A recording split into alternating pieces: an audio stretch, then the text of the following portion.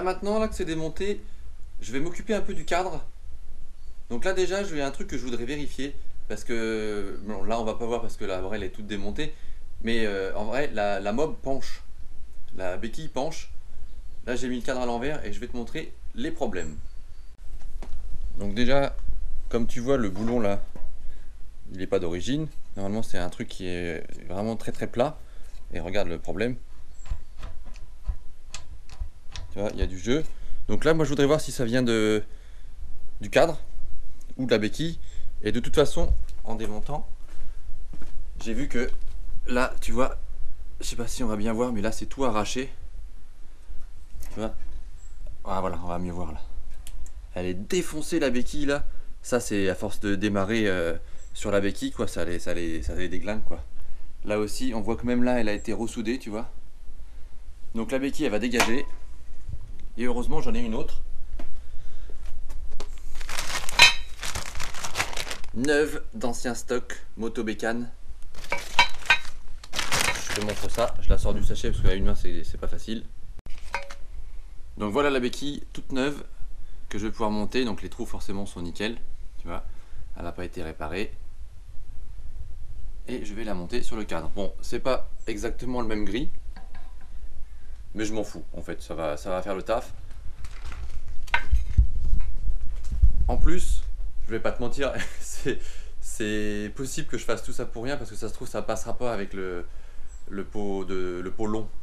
J'aimerais bien que ça passe parce qu'en vrai j'aimerais bien qu'elle puisse être sur béquille centrale parce que vu que j'ai le variateur Doppler, tu sais, avec la fonction embrayage, quand je la laisse tourner au ralenti, bah, ou faire les essais moteurs, bah, j'aimerais bien que la roue arrière soit entraînée par le variateur parce que sinon, tu connais le problème sans doute du variateur Doppler, c'est que ça fait patiner la courroie. Le variateur tourne mais la courroie ne tourne pas et du coup ça déglingue les joues du variateur. Donc il faut éviter au maximum de les faire tourner, le moteur sur ses roues avec une béquille latérale. C'est pour ça que moi sur ma 88 qui a qu'une béquille latérale, je la mets toujours sur un support d'atelier pour que la roue arrière soit entraînée. J'essaie de monter la béquille avec des vis propres et je vois ce que ça donne. Bon bah en fait ça va pas trop mal la béquille. Elle était déglinguée là, mais par contre les trous là, ça va. Les trous sur le cadre, ils sont nickel. En fait, ce qui faisait le jeu, c'est que la vis, je vais les poser là pour te montrer. Tu vois, là la vis là, elle a un épaulement là ici plus large pour rentrer dans l'axe, dans le trou de la béquille, et ça se visse dans le cadre. Et là du coup, le jeu il était provoqué parce que du coup là il n'y a pas l'épaulement et ça battait en fait. Et là j'ai vu si on met, donc là évidemment ça va nickel parce que à cet endroit là ça allait. Et si je mets là dans la béquille, quand je la fais bouger, je sens que, bon là ça bouge un peu parce qu'il n'y a pas le ressort, mais ça bouge pas dans le sens où ça bougeait. Donc là la béquille, une fois que j'aurai remis les deux vis de bonne qualité, je vais essayer de changer celle-là aussi parce que le filetage il est un petit peu aplati. Et là normalement j'aurai une béquille qui sera toute droite, nickel. Il n'y a plus qu'à espérer qu'elle passe avec l'échappement de Gianelli, enfin mal aussi mais c'est le même. Ce serait bien que ça passe avec le pot de détente. Nettoyage du cadre maintenant, parce que là il y a un peu de taf. Je pense que je vais devoir aller à Action faire le plein de nettoyant frein. 2,49 € le nettoyant frein chez Action. Ça vaut le coup.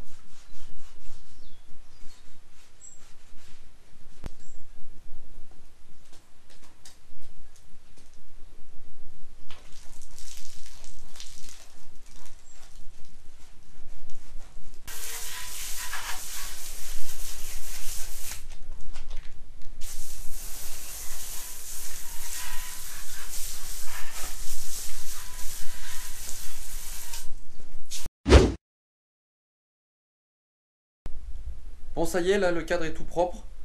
Donc j'ai fini par un nettoyage, comme tu as vu, savon pour voiture. Il se vide pas très souvent, hein. Vu ma fréquence de lavage très faible de mes voitures, j'en ai pour un moment encore du savon. Donc là, le cadre est nettoyé. Donc maintenant, je vais le restaurer un petit peu. Je te montre.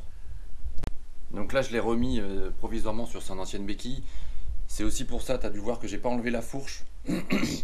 C'est parce que ça donne plus de stabilité au cadre, parce que sinon, c'est un enfer à manipuler un cadre. Donc là, c'est plutôt propre. Les grosses traces de gras, tu vois, sont enlevées, nettoyées, bien dégraissées. Et là, tu vois, sur les grosses traces de rouille, là, ici, bon, ça, c'est la trace des pieds, hein, certainement, qui ont été mis sur le cadre. J'ai passé ceci, là, c'est du Ferrose. Je sais pas si tu connais, c'est super efficace comme produit, moi j'adore. C'est un convertisseur de rouille. Ça convertit la rouille en une couche stable, noire. Et après, on peut la recouvrir par n'importe quelle peinture. Essaye, tu verras, c'est génial. Donc là, les gros endroits où il y avait de la rouille, je les ai passés au Ferrose. Tu vois, ici. Là, ici, il y a eu un gros frottage de gaine, ici. Le phare. Donc le phare, finalement, je vais garder celui-là. J'aime bien. Et puis, en fait, voilà, il me plaît bien. Donc là, j'ai passé ici, tu vois, les gros endroits où il y avait de la rouille. J'ai redressé la tôle parce que là, la tôle, elle était infernale. Le phare, il avait dû subir un choc. Il était renfoncé dedans. C'était tout cabossé. Voilà. Donc voilà, tous les endroits Ferrose partout. Et les petits endroits, je les laisse dans leur jus, ça va être bien. Pour faire la peinture, j'ai pris chez Sprido. Sprido, ils ont les teintes Motobécane, c'est eux les fournisseurs d'origine des peintures Motobécane. Donc ils ont toutes les teintes Motobécane dans leur stock. Donc j'ai pris le Motobécane gris pour les 40. Pot à retouche, évidemment, et un pinceau. Et pour que tu puisses admirer l'artiste, le peintre laissant libre cours à tout son art, comme tu connais mes talents de peinture, je fais appel à mon nouveau caméraman, Lou. Ma fille Lou qui va me filmer pendant ses plans d'anthologie.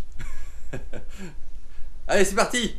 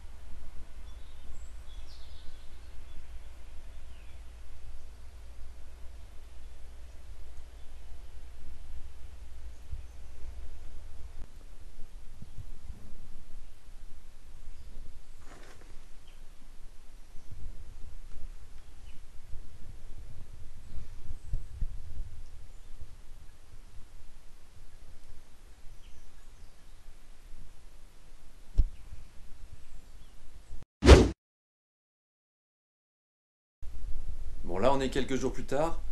Comme tu vois, la température s'est considérablement rafraîchie. C'est pour ça que j'ai mis mon petit bonnet. Donc là, les retouches sur le cadre sont faites. Donc voilà, on voit que c'est pas neuf, mais voilà, et je laisse volontairement, donc comme je te disais, des traces de rouille pour la laisser un peu dans son jus, mais c'est surtout pour empêcher les gros éclats là d'abîmer structurellement le cadre. Là, hors caméra, j'ai commencé moi à essayer d'enlever les stickers là chromés qui sont vraiment abîmés, et j'en ai des neufs. Mais voilà, il n'y a rien qui va. J'ai essayé toutes les techniques possibles, chauffer au décapeur, décoller avec un petit grattoir, lame de cutter, lame de rasoir, essence F, acétone, WD-40, j'ai tout essayé. et il n'y a rien qui va. Ils sont collés depuis 52 ans sur la bécane. Ils ont pris le soleil, ils ont chauffé, ils sont secs, ils sont cassants. La colle elle est super dure. Donc là je désespère. Je me suis souvenu, parce que je suis assez client des émissions sur RMC Découverte, des émissions de mécanique, et je me suis souvenu d'un épisode de Wheeler Dealer Angleterre, là, les nouvelles saisons quand ils sont aux États-Unis, avec Ant. Et il avait un truc pour enlever les stickers, je crois que c'était sur un Jeep Cherokee. C'est ceci. Et on peut les acheter. C'est des disques caoutchouc qui sont exprès normalement pour enlever les stickers. Ça se monte sur perceuse. J'ai jamais essayé, mais là je crois que c'est la dernière solution, mon dernier recours. Sinon ça va être poncer, décaper la partie centrale du réservoir là, décaper et passer un coup de vernis et remettre le sticker par dessus quoi. Mais j'aimerais quand même faire ça, enlever le sticker dans de bonnes conditions avant. J'essaye ça et voilà, et je te filme ça.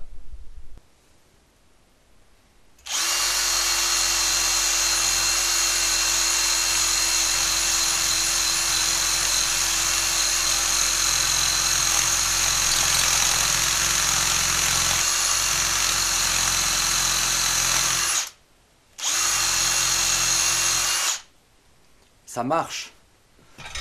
Ça marche. Apparemment.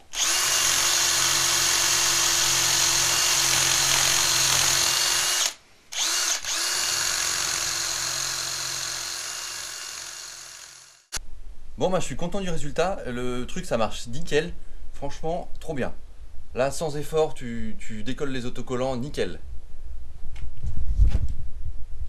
Là, tu vois, c'est surface parfaite. C'est juste un peu taché jaune là, mais c'est lisse, tu vois. Ça a pas de, je pourrais quand même coller l'autocollant par dessus. Là, c'est moi qui ai fait ça en enlevant avec une lame de rasoir. L'autre jour, j'ai un peu enlevé la peinture. Donc là, je vais pas coller les nouveaux stickers tout de suite. Je vais mettre un petit coup de peinture pour protéger la corrosion, que ça rouille pas sous le sticker, ce serait quand même con. Donc voilà. Là, le motoconfort a été enlevé aussi sur les carénages. Et c'est nickel, ça n'abîme pas du tout la peinture. Franchement, c'est top. L'autre côté, il est vraiment bien, tu vois. Voilà. Il n'y a plus qu'à coller les stickers maintenant.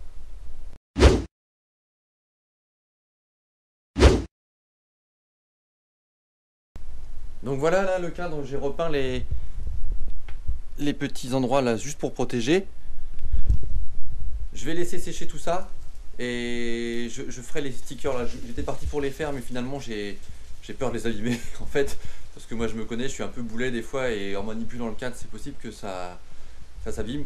Je vais te les montrer et tu vas comprendre pourquoi j'ai choisi d'enlever les anciens stickers, parce que c'est vrai que tu dois peut-être te dire que je suis un peu con parce que le cadre il va être un peu dans son jus et je mets des stickers neufs, mais les stickers ils sont vraiment très très beaux et en plus je les ai payés une blinde. C'est... Alors me demande pas où je les ai trouvés, enfin je sais que je les ai trouvés sur eBay je crois ou Amazon. C'était un mec qui faisait ça mais j'arrive pas à en retrouver. Et à la différence des stickers qu'on trouve souvent sur les sites en refabrication, ils sont gris mat. Et les miens, ceux que j'ai trouvés, tu vois, ils sont chromés comme à l'origine. Et ils vont être vraiment très très beaux. Là à l'arrière, il y a le Mobimatic ici.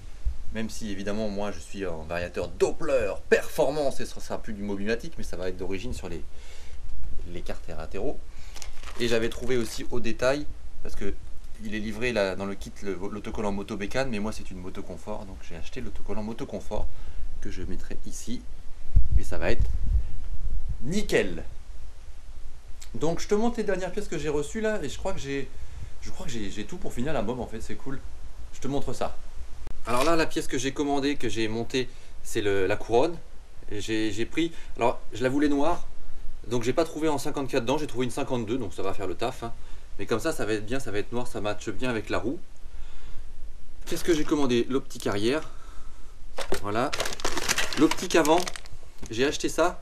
Alors finalement, j'hésitais avec le phare, mais finalement je vais rester avec le phare trapézoïdal là d'origine, comme ça. J'avais hésité avec celui-là qui me plaisait bien, mais en fait la raison c'est que ces optiques là, ça va avec une ampoule E10 qui n'éclaire pas vraiment bien. Et là, celle-ci, tu peux mettre des P26S en 15 watts. Et ça, je le sais, j'ai ça sur ma 88. Pas la même optique, mais la même ampoule. Et ça crache vraiment bien en 12 volts la nuit, c'est vraiment top. Et là, j'ai fait une petite commande AliExpress où j'ai commandé des commodos. Donc là, il y a klaxon, phare. Donc moi, ça serait plus pour le coupe-circuit. J'ai acheté un coupe-circuit au détail aussi. Tac. Et celui-là aussi que je pourrais monter. Je sais pas encore lequel je vais monter. Celui-là. Et celui-là me plaît bien aussi. Ça fait normalement coupe-circuit et puis démarrage. Mais celui-là, il est en séquentiel. Donc je peux mettre en poussoir pour le klaxon. Et le coupe-circuit ici. C'est probablement celui-là que je vais monter parce qu'il me plaît bien, il est discret, je le mettrai à gauche et je pense que ce sera bien. Donc voilà, je m'arrête là pour cette vidéo. Donc c'était la restauration, c'est un bien grand mot évidemment, mais c'est un rafraîchissement, on va dire, du cadre qui va être prêt ensuite à restaurer. Faut que je m'occupe de la fourche parce que la fourche, je vais refaire les roulements de direction et tout ça. Elle a un jeu assez important, donc je vais faire ça. Démonter les fourreaux pour faire l'entretien, etc., etc. Voilà, je m'arrête là pour cette vidéo. Merci d'avoir regardé. N'hésite pas à aller voir mes autres vidéos. Et évidemment, comme d'habitude, n'hésite pas à commenter, à liker, à partager, etc., etc., quoi. Allez, ciao!